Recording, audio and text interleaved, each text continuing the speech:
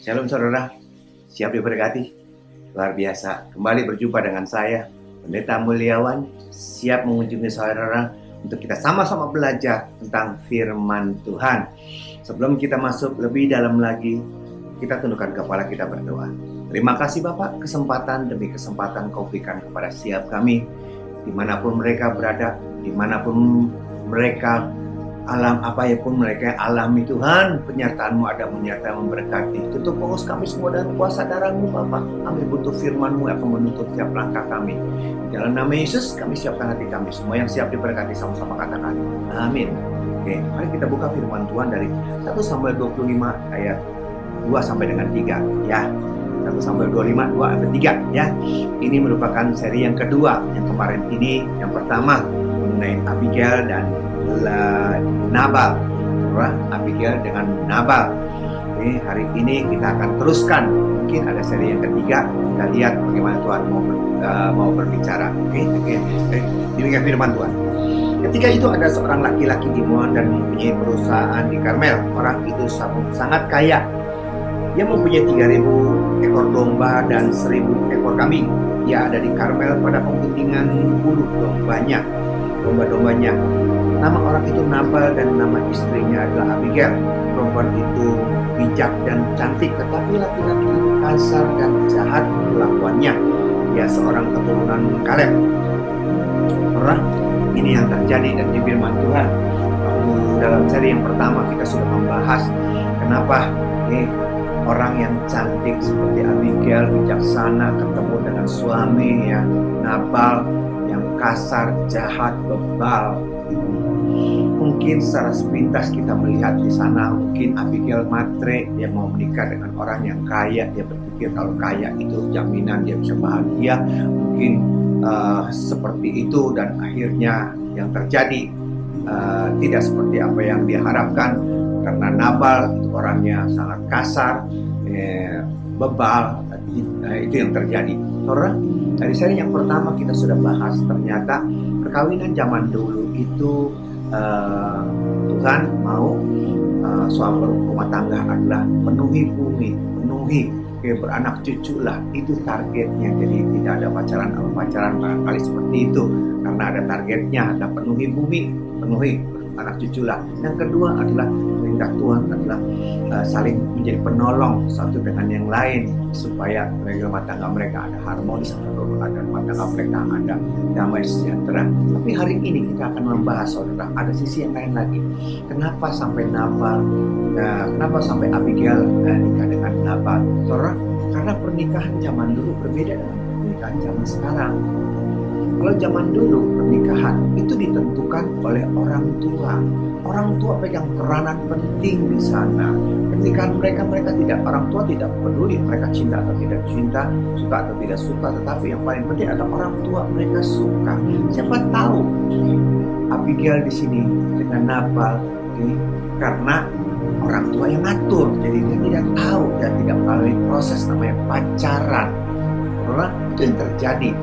Mari kita lihat contohnya. Dalam Alkitab banyak contohnya, dan mungkin juga dan dalam perkawinan zaman dulu, istri itu atau anak itu dijadikan istri, itu merupakan satu politik, suatu politik, dipakai untuk sebagai politik. Kita lihat contohnya, beberapa contoh kita lihat di sini, kita ambil.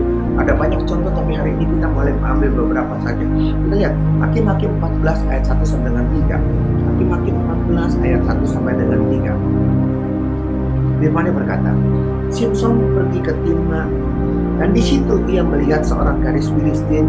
Ia pulang dan memberitahukan kepada ayahnya dan ibunya, di Timna aku melihat seorang gadis Filistin. Tolong ambillah dia menjadi istriku. Lihat, tolong ambilkan dia menjadi istriku. Sepertinya nggak peduli. Ini orang, ini manusia, ini berperasaan. Jangan karena dia suka, Simson suka, ambil buat saya, seperti kayak barang saja. Tidak peduli dia suka atau tidak suka, ambil dia buat saya. Itu yang terjadi. Saudara, lihat, kita teruskan lagi di dalam ayat ke-20. Kalau saudara baca ceritanya, begitu datang ke sana, diminta, ternyata dikasih, pernikahan terjadi, diadakan pesta 7 hari 7 malam pesta. Dan waktu pesta itu Simpson ngasih teka-teki. Kemudian karena orang-orang Filistin tidak bisa menjawab, dirayulah istrinya si Simpson, dan akhirnya Simpson kasih bocoran. Sudah kasih bocoran, akhirnya Simpson kalah. Sesudah kalah terjadi kekacauan. Endingnya saudara lihat ayat 20. Maka diberikanlah istri Simpson itu kepada kawannya bekas pengiringnya. Saudara lihat, Simpson sudah pesta segala sesuatu, sudah rugi segala sesuatu, kalah segala sesuatu dalam teka-teki karena istrinya itu yang membocorkan, istrinya merayu dia. Dan akhir daripada itu semua, istrinya dikasih kepada pengiring daripada orang itu, orang tuanya. Lihat, orang tua ngatur segala sesuatu. Sudah jalan pesta, sudah dikasih anaknya untuk Simpson. Tetapi endingnya dikasih kepada orang lain. Terang lihat, seperti barang. Dia kasih kepada siapa yang dia suka. Dia tidak suka, dia kembalikan, dia kasih kepada siapa, itu dia berikan. Jadi si perempuan itu tidak punya peranan apa-apa. Dia cuma ngikut, diperintahkan, dikasih kepada Simpson, dia oke, dikasih kepada temennya, dia oke, diambil. Itu yang terjadi karena apa? Orang tua yang ngatur itu semua. Itu zaman dulu. Itu contohnya. Lihat, ada contohnya lagi. Kejadian 29. Kejadian 29 ayat 18 sampai dengan 19. Kejadian 29 ayat 18 sampai dengan 19. Cerita yang hampir mirip seperti itu kita lihat. Yakub cinta kepada Rahel. Sebab itu ia berkata, aku mau bekerja kepadamu 7 tahun lamanya untuk mendapatkan Rahel, anakmu yang lebih muda itu. Saud Laban. Lihat Saud Laban. Lebih baiklah ia kuberikan kepadamu daripada kepada orang lain, maka tinggallah kepadaku. Lihat, Yakub kerja di sana, di sini bukan Nabal tapi Laban berkata begini, ya nggak enak dong kamu kerja kalau nggak dapat gaji, nggak dapat upah. Kau bicara upahmu apa? Langsung si Yakub berkata gini, aku suka kepada Rahel. Aku minta Rahel dah, aku kerja sama kamu 7 tahun, deal, 7 tahun kerja. Dan kata si bapaknya si Laban, dia berkata gini, ya lebih aku berikan kepada kamu seperti barang kan, daripada aku berikan kepada orang lain. Ini lihat seperti ini. Dan dia tidak peduli. Yakub boleh cinta kepada Rahel, tapi kita tidak melihat di sini Rahel cinta atau tidak cinta. Yang pegang keputusan adalah orang tuanya, dia kasih atau dia tidak kasih. Karena ini terjadi. Lihat peranan orang tua. Lihat, coba sekarang kita lihat ayat 21, 23. Terus dalam kejadian tadi 21 dan 23. Sesudah itu berkatalah Yakub kepada Laban, berikanlah kepadaku bekal istriku, sebab jangka waktuku telah genap, supaya itu aku kawin dengan dia. Lihat, 7 tahun seperti beberapa hari aja. Kalau udah jatuh cinta memang dunia milik dia. 7 tahun seperti beberapa hari, dan waktunya sudah tiba, dia mau nikahi itu si Rahel. Lalu Laban mengundang semua orang di tempat itu dan mengadakan perjamuan. Tetapi pada waktu malam diambilnya Leah anaknya, lalu dibawanya kepada Yakub, maka Yakub pun menghampiri dia. Lihat, pada malam-malamnya itu si Rahel diganti, bukan si Rahel, si Leah. Leah mukanya tidak berseri, mungkin karena agak jereng atau gimana, saya kurang jelas gitu loh. Dikasih ganti ke sana. Zaman dulu tuh nggak ada lampu, jadi berjalan semuanya, pagi-paginya baru tahu, loh kok kenapa si Leah? Kan akhirnya janjinya kan si Rahel. Kenapa Leah? Lihat di sini. Si perempuan, si Rahel tuh nggak punya peranan apa-apa. Kamu nikah dengan dia, suka atau tidak suka, kamu nikah dengan dia. Maka pada malam pernikahan itu, para pengantin gitu kan, diganti dia dengan Leah seperti itu, dan dia nggak bisa protes, kenapa seperti ini? Itu yang terjadi. Dan inilah peranan orang tua, pegang peranan penting. Tidak peduli orang itu suka atau tidak suka, Yakub suka sama Leah atau tidak suka, dia nggak peduli. Leah suka dengan Yakub atau tidak suka, dia tidak peduli. Demikian juga Rahel. Itu yang terjadi, saudara. Dan apa jawab daripada si Laban? Lihat ayat 26-27. Jawab Laban, Tidak biasa orang berbuat demikian di tempat kami ini, mengawini adik-adiknya lebih dahulu daripada kakaknya. Genapilah dahulu 7 hari perkawinanmu dengan anakku ini, kemudian anakku yang lain pun akan diberikannya kepadamu sebagai upah asal engkau bekerja pula padaku 7 tahun lagi. Lihat, itu alasannya tidak baik. Adiknya nikah duluan, cicitnya aja, kakaknya aja belum menikah. Genapi 7 hari, kerja lagi 7 tahun, aku berikan itu semuanya. Saudara, ini yang terjadi. Ini yang terjadi. Orang anak-anak itu anak perempuan nggak punya peranan apa-apa di sana, dan yang punya peranan di sini adalah orang tua. Itu yang terjadi, saudara. Dan saudara jangan berkata seperti ini. Saudara jangan berkata begini, perkawinan saya kan dipaksa, perkawinan saya kan bukan dasar cinta, perkawinan saya kan karena ulah papa saya. Saudara, itu sah di hadapan Tuhan. Tetap itu sah di hadapan Tuhan. Saudara jangan berkata gini. Kita berkata gini, Yakub tidak cinta kepada Lea, Yakub cinta kepada Rahel, terus tidak memperlakukan Lea dengan baik. Kita akan berkata, iya pantas, memang dasarnya aku tidak suka sama Lea, bapakmu aja yang kasih seperti itu. Saudara, tapi di hadapan Tuhan itu salah. Dan Tuhan melihat ini sah, sekalipun itu tipu muslihat daripada mertuanya. Kita lihat sekarang di dalam ayat 26 dan 27, ayat 31. Sekarang ayat 31, kita lihat ayat 31. Ketika Tuhan melihat bahwa Lea tidak dicintai, dibukanyalah kandungannya, tetapi Rahel mandul. Saudara, ini yang terjadi. Jadi kita tidak bisa bersembunyi dengan berkata, ya aku terpaksa, aku dijebak, aku ditipu. Tapi begitu perkawinan terjadi, sah di hadapan Allah dan Tuhan membela itu semua. Ini yang terjadi. Jadi zaman dulu yang pernikahan itu orang tua yang punya pegang peranan.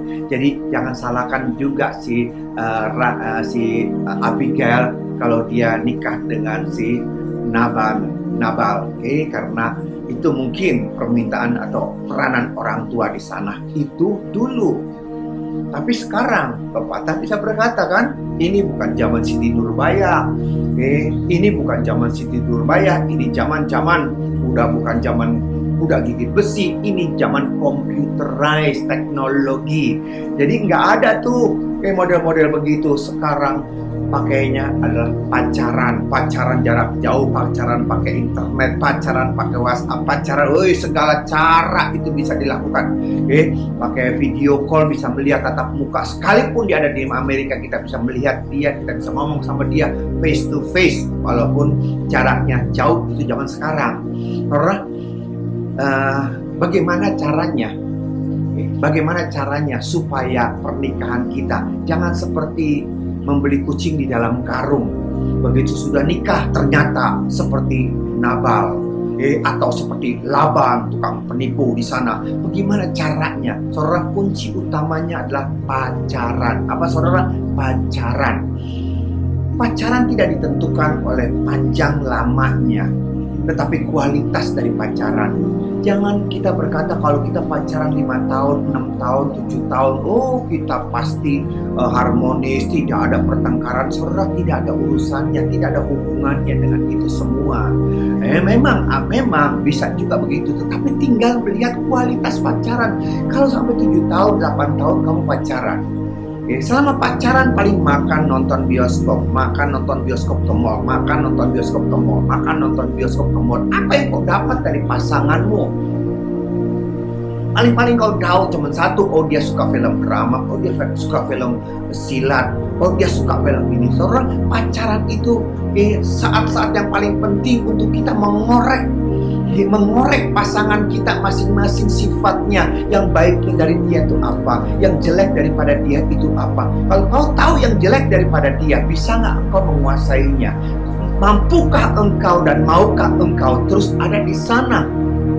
Kalau kau tahu kejelekan daripada pasanganmu itu seperti ini. Karena masa pacaran Itu masa-masa yang paling kritis, penipuannya luar biasa. Saya dengar ada pendeta yang bicara mengenai pacaran. Saudara begini, hati-hati kalau pacaran ya. Kalau pacaran dengan perempuan wanita, biasanya kalau wanita waktu pacaran luar biasa, diajak makan, milih-milih makannya, luar biasa. Waktu pacaran milih-milih, kemudian begitu makannya juga sopan banget. Itu lagi pacaran makannya sopan banget ya. Kalau bisa dikunyah-kunyah sampai 36 kali gitu punya. Sopan banget. Itu waktu lagi pacaran. Tapi begitu dia udah nikah ketahuan belangnya. Makan apa saja nggak pilih-pilih. Pete, jengkol, sikat bleh. Kalau lagi pacaran mah milih bro. Tapi kalau udah nikah, jengkol, pete, sikat, udah nggak ada batasan. Ini yang terjadi. Kalau waktu lagi makan, pacaran makannya mau sopan seperti ini, tek sampai bunyi, nggak ada yang bunyi, apalagi ke piring. Sekarang sesudah nikah bukan lagi pakai sendok dan garpu, cakar Garuda. Itu pacaran, itu sudah nikah. Makanya kita harus pintar-pintar mengorek kelebihan, kelemahan, kejelekan daripada pasangan kita masing-masing. Saudara sering berkata gini, Pak, bagaimana caranya kita bisa tahu, bisa mengorek kelemahan, bagaimana kita bisa tahu sifat daripada pasangannya? Saudara, jangan kasih tahu siapa-siapa ya. Saya kasih tahu sama saudara saja, oke? Jangan kasih tahu siapa-siapa, janji? Oke. Ini yang terjadi, saya sudah buktikan ini. Waktu saudara waktu saudara lagi pacaran, coba saudara, waktu lagi pacaran, pertama dengerin dia cerita. Dengerin dia cerita waktu ada kasus. Itu yang terjadi. Karena apa? Cerita pendapat dia mengenai kasus itu sifat dia. Hati-hati. Contohnya begini, saudara begini. Saudara. Saya melayani jemaat untuk memberkati restorannya. Saya memberkati untuk memberkati restorannya. Kenapa, Bu? Sepi, kurang ada gini kan. Emang dulu pernah rame? Dulu pernah rame. Gimana caranya? Dulu rame. Kita tuh franchise gitu dengan satu perusahaan yang cukup terkenal. Dengan franchise seperti itu, koki dari mereka, semua sistem dari mereka jalan lancar, penuh rame luar biasa. Terus gimana? Karena dia macam-macam belagu seperti itu katanya gitu kan. Minta macam-macam, aku putusin aja semuanya.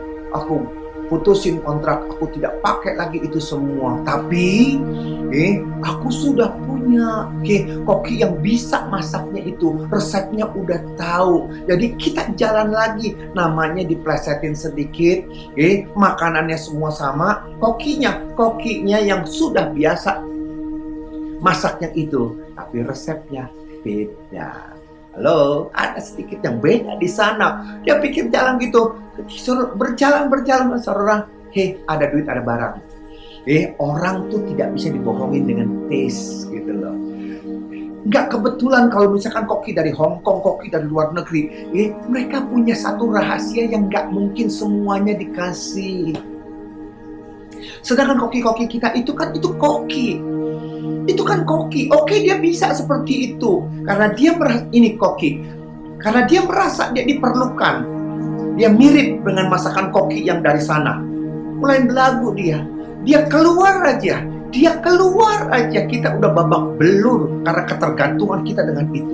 Saudara, saya lihat seperti ini. Jadi gimana? Ya orang itu akhirnya gede kepala, orang itu keluar, kita cari koki yang lain, kita makin hari makin sepi. Saudara, kau sudah mulai tahu.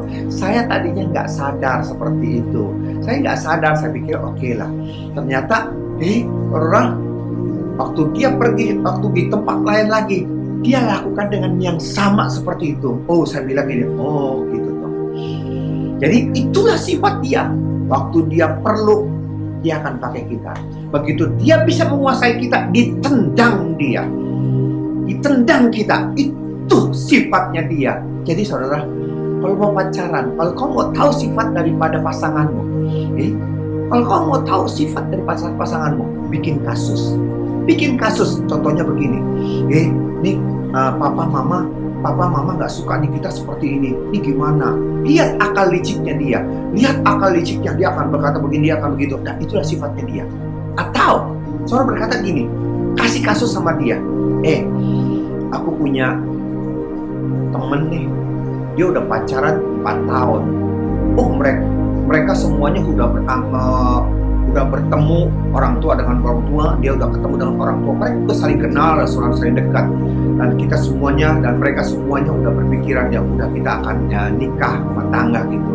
Tapi akhir ini saya dengar mereka putus. Itu kasusnya. Kau tanya sama dia, kalau menurut kamu fair nggak sih pria seperti itu? Jantan nggak sih? Kok ada pria seperti itu? Coba denger apa tanggapannya dia. Kalau dia berkata, ya daripada kita putus nanti sesudah nikah, ya putusin sekarang aja. Karena kita semua masing-masing belum itu. Nah, lihat sifatnya. Artinya apa? Engkau juga bisa diputusin sama dia. Tidak dilihat berapa lama engkau berhubungan.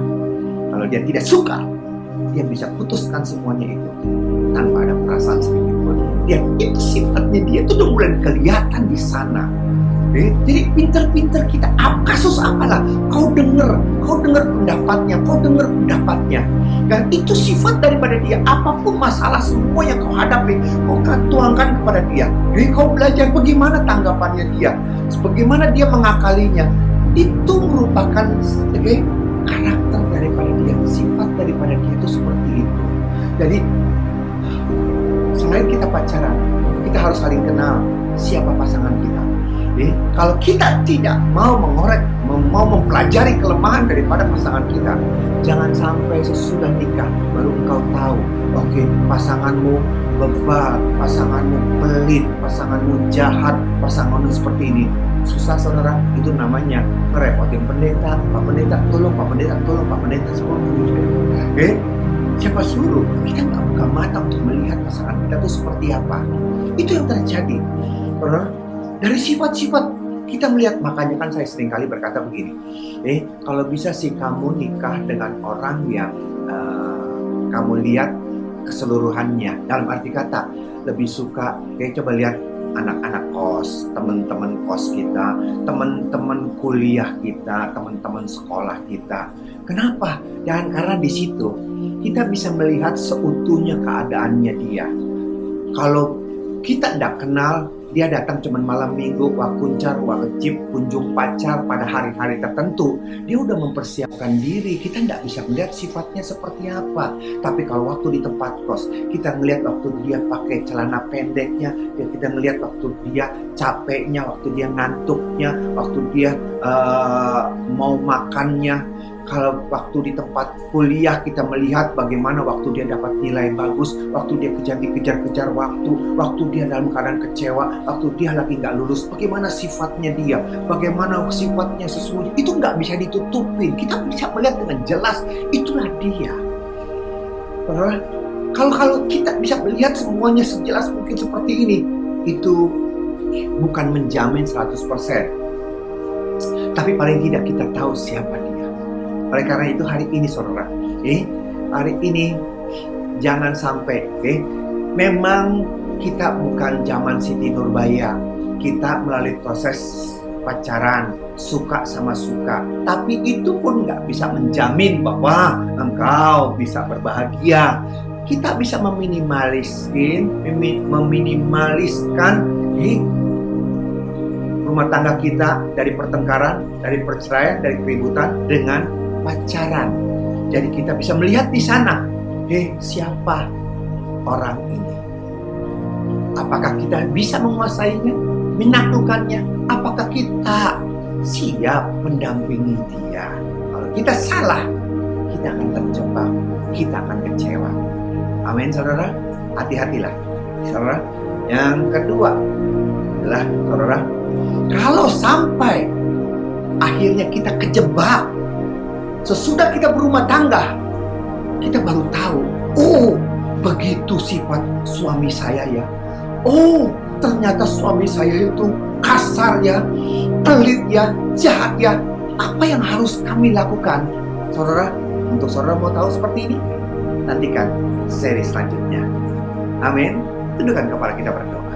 Terima kasih Bapak, Kau bukakan buat setiap kami bagaimana menjalin pacaran, supaya kami tidak salah jalan, supaya kami dalam rumah tangga tidak membeli kucing di dalam karung, tetapi kami sudah menyiapkan diri secara mental, secara visual, secara fisik, secara mental, secara roh Bapak. Siapa pasangan yang akan kami layani Tuhan seumur hidup kami Bapak, di dalam nama Yesus. Dan biarlah Tuhan penyertaan terus menyertai memberkati rumah tangga, keluarga, usaha, pekerjaan, karir. Karena melalui itu semuanya lah Tuhan bekerja dengan luar biasa. Terima kasih untuk firman-Mu luar biasa Tuhan. Berdoa untuk negara kami, Presiden, Wakil Presiden, Gubernur, Dokter, Suster, dan semua jajaran sampai yang terendah. Untuk bungkus dengan kuasa darah-Mu, lindungi jaga negara kami, bangkitkan Tuhan, pulihkan ekonomi kami, ekonomi negara kami. Di dalam nama Yesus, kami ucap syukur. Haleluya. Amin. Demikian saudara firman Tuhan. Sampai jumpa dalam sesi yang akan datang. Tuhan Yesus memberkati kita. Shalom.